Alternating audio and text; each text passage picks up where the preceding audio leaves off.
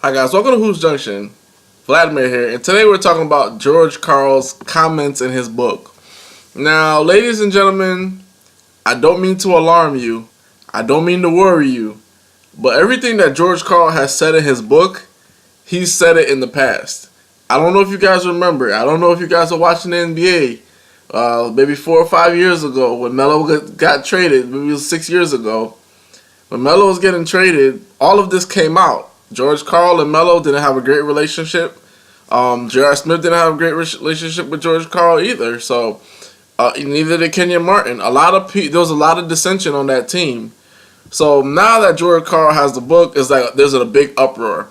And to me, this is the sad part, because without the media releasing excerpts from his book, I would have never known he had a book. Same thing with Phil Jackson. Like, I would have never known Phil had a book if they didn't make such a big deal about the posse quote.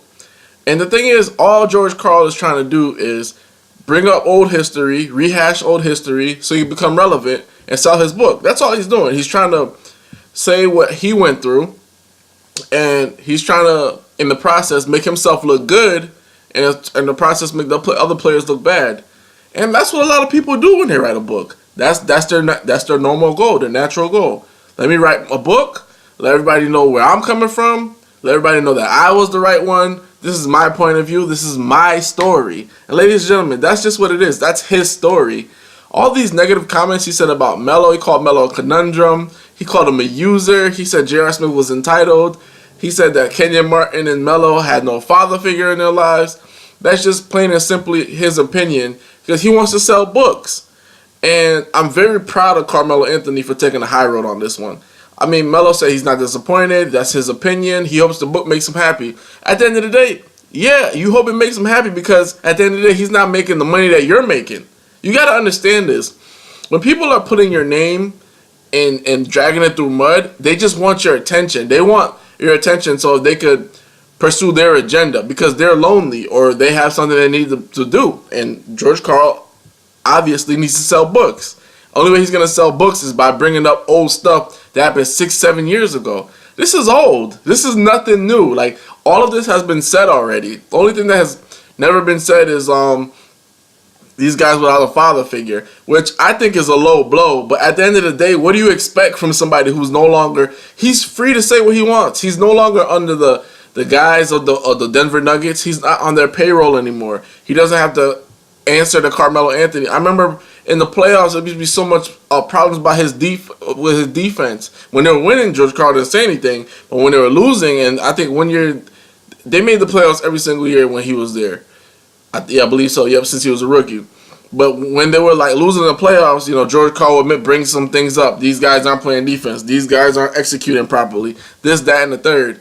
But this is not new. This is not nothing to even get upset about. I know Kenyon Martin really got upset because he took the bait. See, now Kenyon Martin getting upset, now that makes people want to go dive into the book more. Some people will actually go by the book and tear it line by line and look for negative things just so they could write about it, post about it, tweet about it, go to blogs, go to Sports Center about it. You're just taking the bait. Half of these people that write books, I never know that they've written a book until a negative comment comes out. And that's the thing. Negative comments are written about people every single day. There's probably a negative comment being written about me right now. Probably a negative comment being written about you somewhere, somehow, subliminally or intentionally. There's nothing you could do about it. You can't jump out the window every single time somebody mentions your name.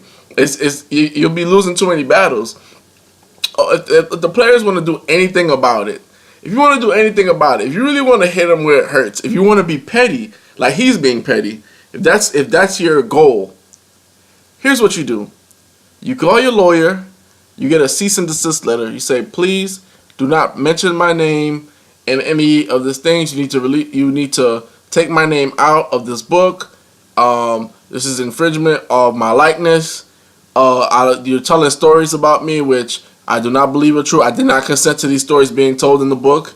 You did not get a release from me. You can do something to that nature, to that effect, but it's not that serious. Like, we all know what happened in Denver. Like, no matter what Coach Karl can write about, he was just basically, it was his way or the highway. he had the cachet of saying, hey, I took the Seattle Supersonics to the finals. I know what I'm doing. I have over 1,000 wins. I know what I'm doing. So when he had Melo, the budding superstar, Melo was a superstar back then. Nobody could deny that. You know, he just felt like Melo was too lazy. Melo was this. He was just nitpicking him. He was nitpicking him every single time due to the simple fact that he wanted Melo to bow down to him.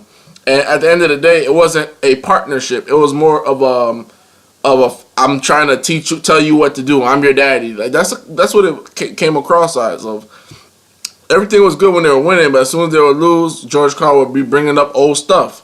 And it's kind of sad because, you know, your coaches, you as a player, you know this. No matter how much you hate your coach, no matter how much beef you have with your coach, if you ever see him in the street, you'll be like, hey, how you doing? How's your kids? How's your family? You know, even like my 9th grade, 10th grade coaches, 8th grade coaches, I'm like, hey, how you doing? Like, you know, every coach that you run into, even though you had beef with them in the past, they didn't play you, they didn't give you any minutes, you know, you still want to say hi to them. You still, because there's a brotherhood there. There's a family there. And George Karl just went extremely far to the left trying to sell this book. And that's all it is. It's just a show to sell a book. All of that stuff we know is not even relevant now. It's not like the Nuggets won a championship and there was this all tumultuous story that we never heard about. We saw it unfold. Melo got traded. Karl got fired, as he was supposed to get fired, because the team kept going to the same place and never going anywhere else. So there's nothing else that we could possibly say about this. Like, this is corny. And at the end of the day, don't get riled up. Don't let, as a fan of the game, as a student of the game, you know, don't let the media rile you up about people talking trash about other people. Because truth be told, before all of this media and early book release on the internet, people used to say way worse. You know, Kevin Garnett used to say way worse. Gary Payton used to do way worse. Michael Jordan got Isaiah Thomas not to play on the USA team. There's a lot of things that happened before this social media explosion. Now we get all the news every single 5 seconds. But back in the day, there was like 10,000 more treacherous things that happened. It's just we didn't have social media. So everybody needs to pump their brakes, relax. Melo hit the nail right on the head. I hope this makes you happy. I hope you sold a few extra books, because I'm not reading that book. I don't care about this story. This is old news. We all know that no matter what you can say about Melo's game, you can say he's a selfish person. He's not. You could definitely tell he's not a user. He's done so many things for the community. He's a godfather to J.R. Smith's daughter. He's a family man. You could tell right off the gate how he is. Maybe his game doesn't translate off the court like how he is, but off the court he's a pretty decent person. You know what I'm saying? Same thing with J.R. Smith. He's a great person. Like, I mean, he's like a psychotic kind of person, but you could tell like he's just a kid trying to find his way. And at the end of the day, like you mentioned, if somebody doesn't have a father figure or whatever, so what? He doesn't have a father figure. That doesn't mean anything. Like that, just because you don't have a father figure doesn't mean that you know how to do this, that, and the third. There are people that have father figures. Their father figure never did nothing for them. Their father figure been on drugs. Father figure been robbing banks, shooting people, looting. You know, and there's opposite end of the spectrum when you have a father figure and he does well for you. He teaches you the roles of a man. But the same thing, like you can have a single parent household and they still raise a fantastic child. You know, I have close friends, single parent home, fantastic child, very successful. So all of that talk about that these guys don't have any guidance or whatever. Like Kenyon Martin did say, why didn't you give him some guidance? Give him some guidance.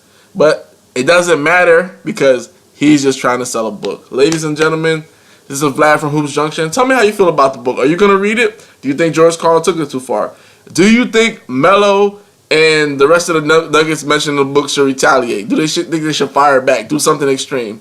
I don't think so. It's not that serious. It's just a guy trying to make his money off some other people's backs. This is Vlad from Hoops Junction, where Hoops meets Hoopla. Peace.